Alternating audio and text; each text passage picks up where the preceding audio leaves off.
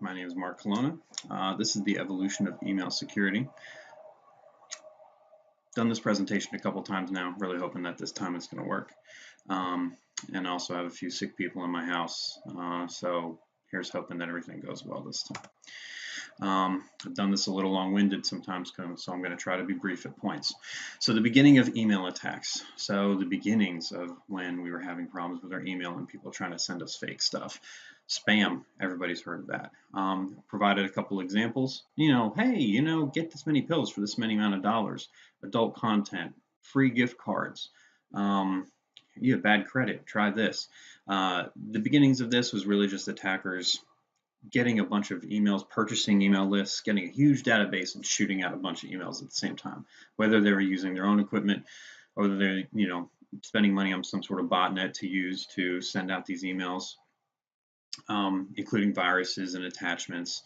And the way that they made money with this was that they either get money per click with if anybody was opening these things up, or if someone actually happened to go through the whole process of ordering something, they would make commissions based on sales and things like that, which is why they would send out 10, 20, 30, 40, 50,000 of these.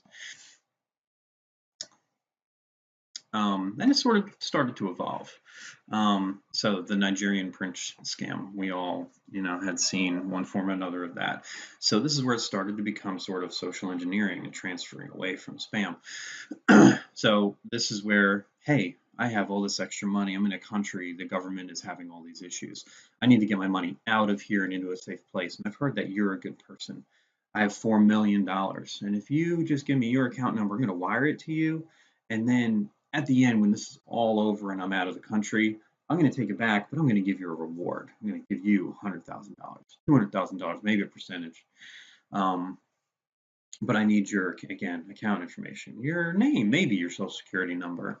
So these were based on bank account transfers, loans with some sort of incentive, like, hey, if you loan me money, I'm going to give you money back plus interest. Or even impersonating victims, trying to get those that are naive and those that feel bad, good people, and get them into problems because they believed you. These attackers would say, hey, I'm on vacation, I'm traveling abroad, and I prayed and I went to, and I found your name somewhere, and God told me to come to you, and I don't have a place to stay. And if you just give me a little bit of money, when I get myself all sorted out and back on my feet, I'm going to pay you back, and I'm going to, and then some, and reward you for your good services. And please help me out. It's people who feel bad and they fall for these attacks. And here's some examples of some of these older types of emails where, hey, I have a certain amount of money and I need to deposit. It's someplace safe and I need your account information. And here's how we protect from it. Most organizations either do this already or have levels of this. And a lot of our email programs, even our Gmails and things, have this sort of protection in place. So we have DNS blacklists, IP blacklists, sender blacklists and keywords, blocking certain keywords that shouldn't be going through the network or coming in on email. And a lot of administrators will tend to update these. A lot of programs will update them automatically as well and get global lists that they will continue to update, usually daily, if not more often than that, maybe even hourly. And the thought process behind this was quarantine all of it. Keep our users safe. Don't even have them involved. I don't even want this stuff to get to them. I don't want them to see it. Everything gets quarantined. All this thing goes in junk folders and you never see it. These attachments, most of them aren't, hey, how come my email attachment never went? Oh, that's because we don't allow zip files. That's because we don't allow this or that. And, it's a lot of that stuff is just filtered out. And I mean, it works. But the bad part is that it doesn't teach anybody anything. So as you're filtering all this stuff away and it's like out of sight, out of mind, your users aren't learning anything. They're going to bubble. You're keeping them away from all of this. You're quarantining everything away from them. You're keeping them almost in a suit of armor where you're just protecting them. All these bad emails are just bouncing off and they never see it. Well, if they never see it, they never learn.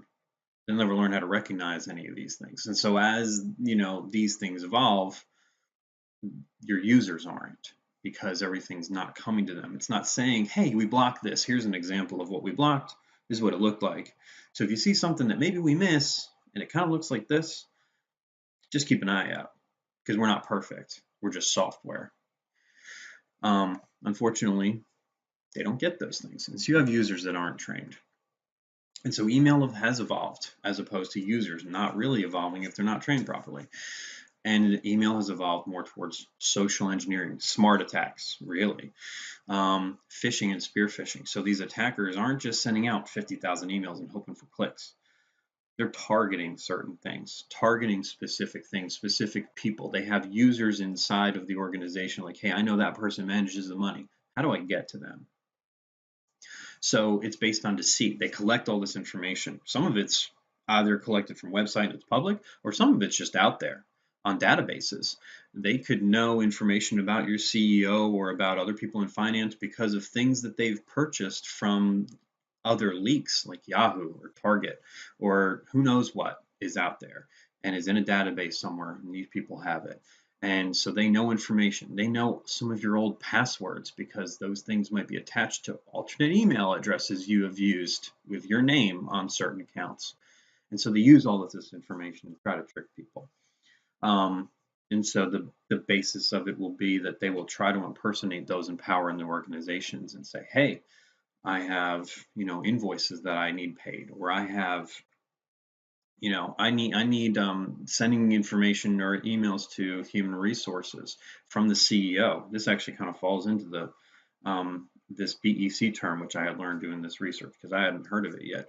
The business email compromise type of attack, which is where they target businesses with vendors that work overseas and things like that, and they try to trick them into doing wire transfers, thinking that the thought process is, if I'm just going to impersonate a member of that organization and say, hey, you haven't sent, you need to pay this invoice. It's urgent. Go ahead and send them the invoice. And they make these emails look legitimate and try to trick the people that work in finance or other departments that handle that stuff. They could be emailing human resources and asking for W-2s. I mean, could you imagine if you were working in human resources and maybe it wasn't even a fake email? Maybe the CEO's email address or email account actually got compromised, which is another vector of an attack for this. And they're asking HR, I need the W-2s for all the new hires in the past 3 months for a report I'm doing. And they send him those things, thinking that, well, it's a CEO. I have to send him this information. He asked for it.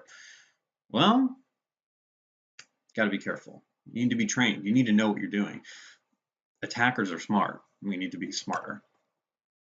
So here's some examples. This, is a fake Apple invoice for a Netflix account. Hey, it's on automatic renewal. If you want to change something, log in, click this link and log in and change something. Except you don't really go to Netflix or Apple. You go to a attacker's website that looks the same, and now they have your information. Again, these guys are smart. They make things look legitimate. This is urgent. Please urgent respond. And you're sending these things out to people who might be paying 50 of these a day, and it might slide through the cracks. Again, Dropbox and DocuSign from the research I had done are ones that were clicked on a lot, as opposed to some of the other ones that were the other types of email companies that were forged. So how do we prevent it? Training is one vector.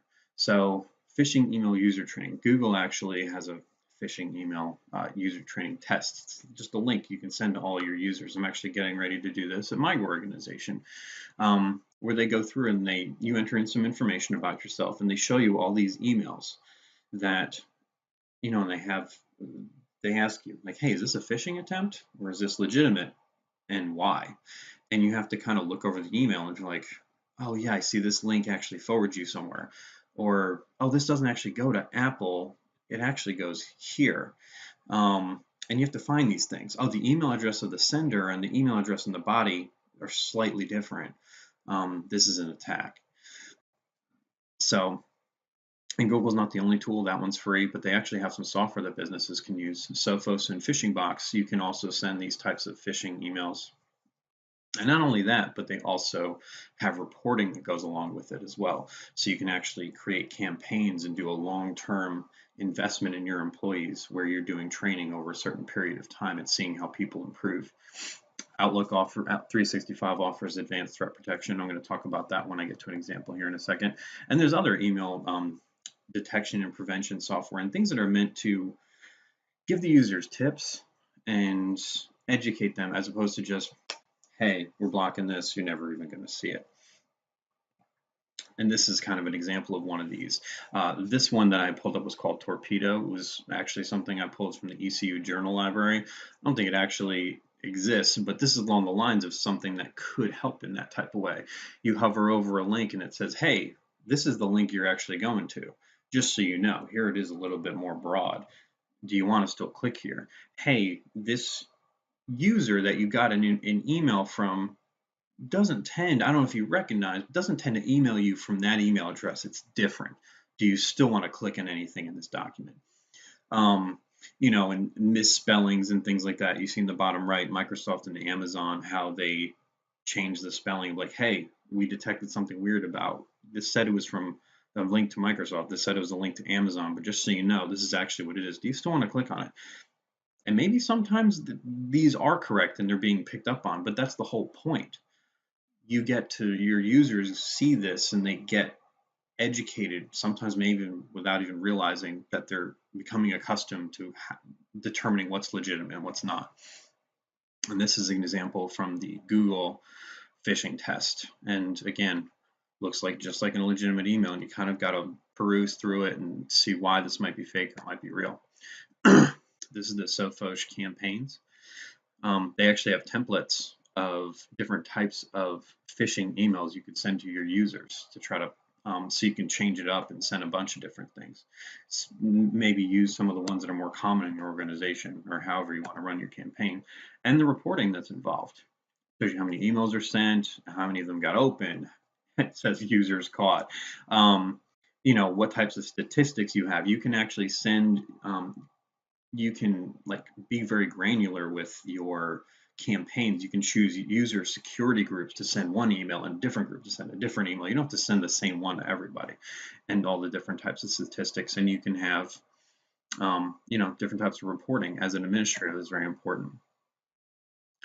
And here's the Microsoft 365. So this one is adding users to protect. And so this is one of many options it actually has with intelligent protection for email, where you actually take the names and the accounts for administrators, your CEO, your chief financial officer, other people that might be in finance, or higher level, high ranking, people in your organization, ones that would be targets of social engineering, ones that people would try to impersonate to trick other users.